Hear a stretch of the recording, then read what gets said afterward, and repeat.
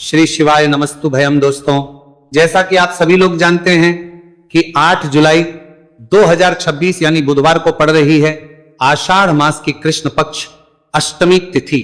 और दोस्तों, ये वह तिथि है जो आषाढ़ मास में पड़ने वाली सबसे बड़ी तिथि है, क्योंकि ये बुधवार के दिन पड़ रही है और इसका बहुत ही बड़ा और विशेष महत्व होता है।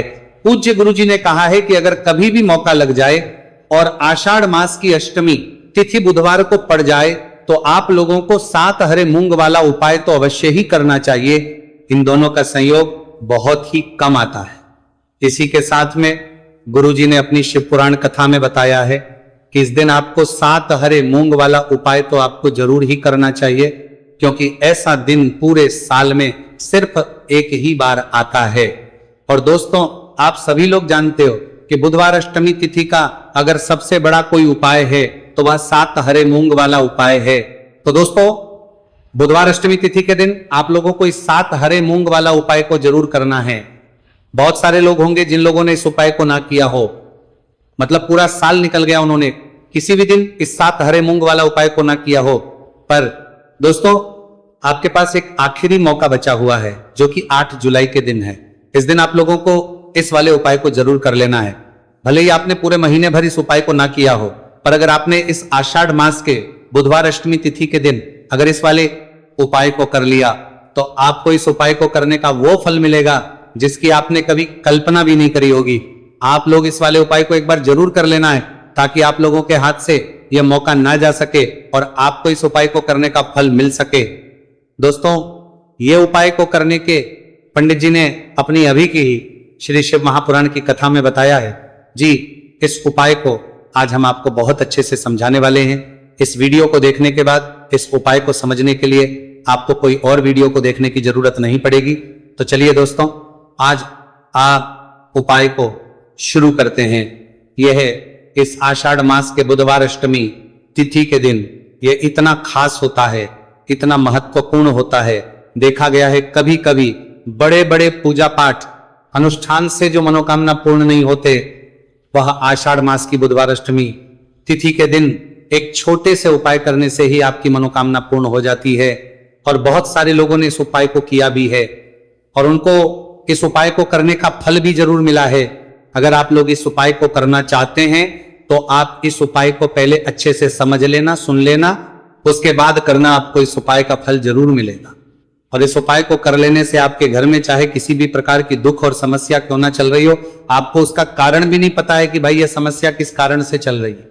उसका कुछ भी कारण हो सकता है, जैसे पितृदोष हो सकता है या किसी भी तरह का मंगल दोष भी हो सकता है। तो इस दिन आप लोगों को ये का उपाय कर लेना है।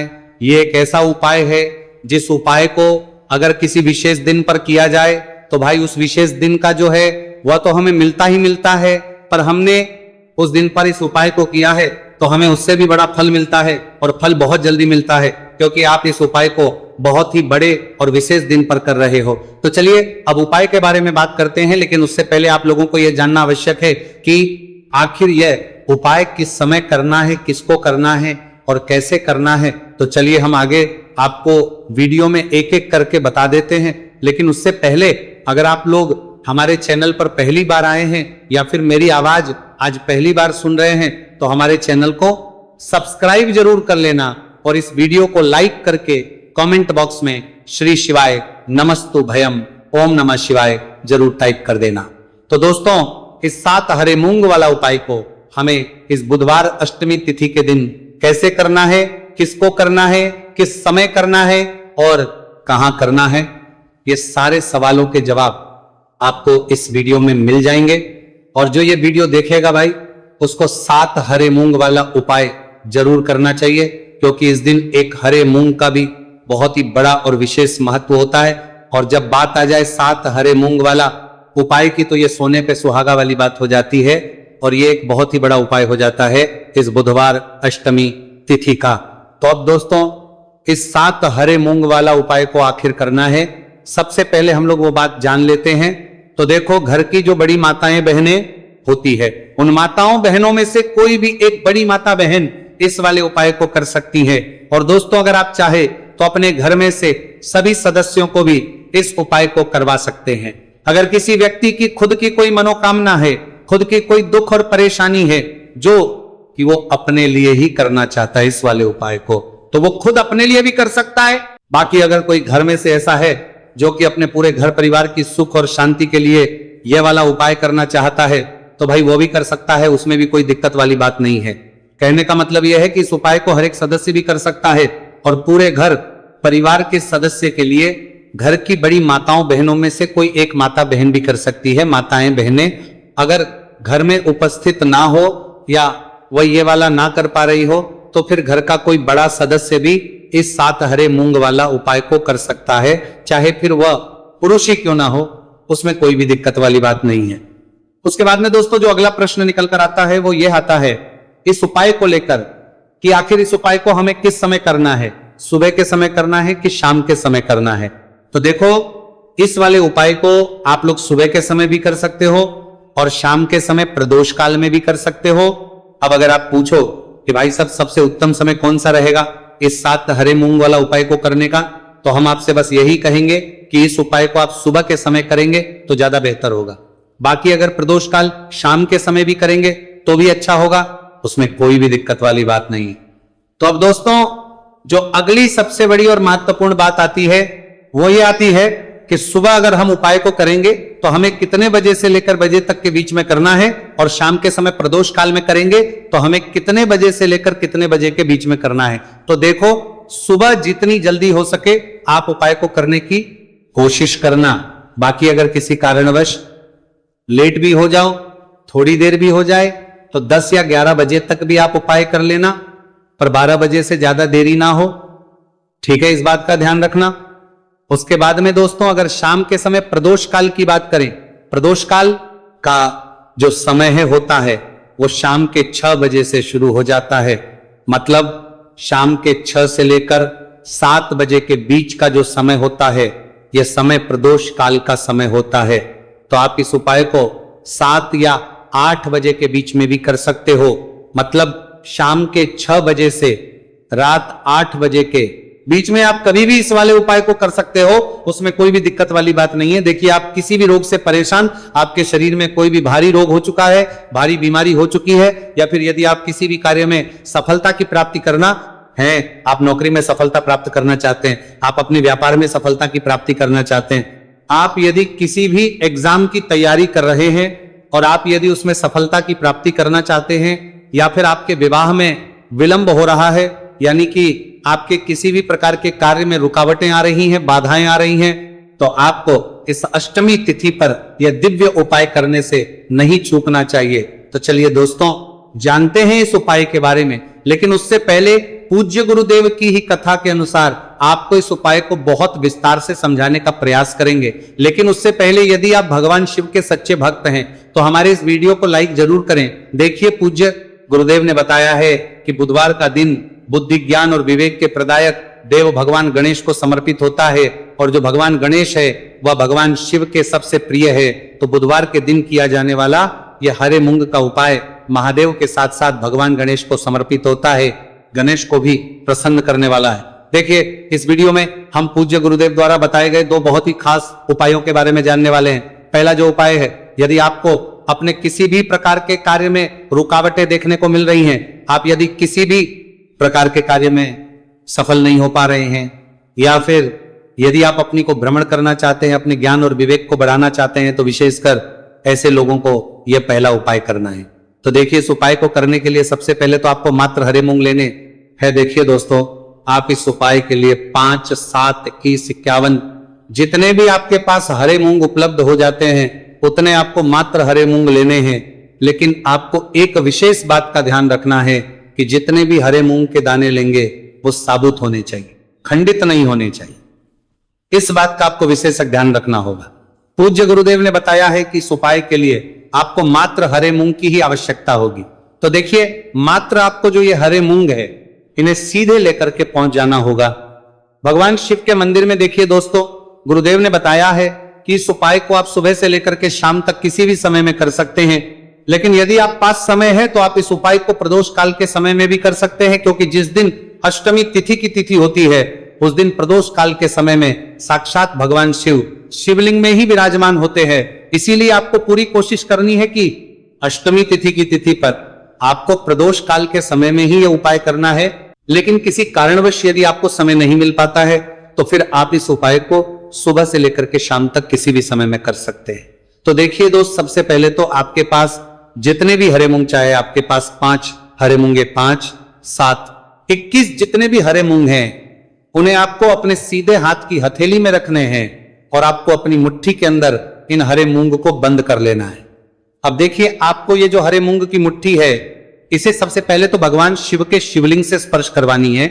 देखिए दोस्तों, आप सभी को पता है कि जब हम शिवलिंग पर कोई भी सामग्री अर्पित करते हैं, उससे पहले हम अपनी मुट्ठी के माध्यम से उस सामग्री को शिवलिंग पर स्पर्श करवाते हैं। तो सबसे पहले तो आपकी मुट्ठी में जो हरे मूंग है, उस हरे मूंग की मुट्ठी को आपको शिवलिंग पर स्पर्श करवानी है और आपको इस हरे मूंग की मुट्ठी को वर्ष करवाते समय लगातार शिव महापुराण के मूल मंत्र श्री शिवाय नमस्तुभयम या फिर ओम नमः शिवाय, इस मंत्र का जाप करते रहना है। इसके बाद आपकी जो भी कामना है, जिस भी प्रकार के कार्य में आपको रुकावटें देखने को मिल रही हैं, आपके जीवन में जो भी बीमारी है, जो भी आपके जीवन में रोग चल रहे हैं, या फिर आप अपने जिस भी प्रकार के कार्य में सफलता की प्राप्ति करना चाहते हैं, यानी कि यदि आपकी किसी भी प्रकार की मनोकामना है तो उसे आपको महादेव के समक्ष रख देनी है।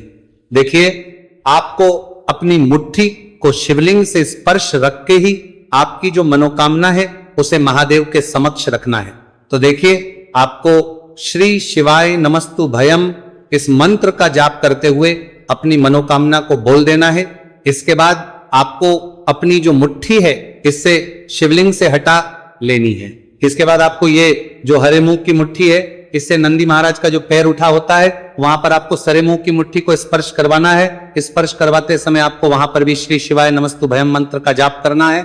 और जो आपने शिवलिंग के सामने मनोकामना बोली थी, उसी मनोकामना को आपको नंदी महाराज के सामने भी बोलना है। अब आपको महाराज के वहां से भी अपनी ये मुट्ठी हटा लेनी है। अब इस मुट्ठी को सीधे आपको लेकर के पहुंच जाना है आपके आसपास या फिर शिव मंदिर के आसपास जो भी बेलपत्र का वृक्ष है, वहां पर देखिए बहुत ही अचक उपाय है। और यह जो उपाय है आपको सिर्फ एक बार ही करना है।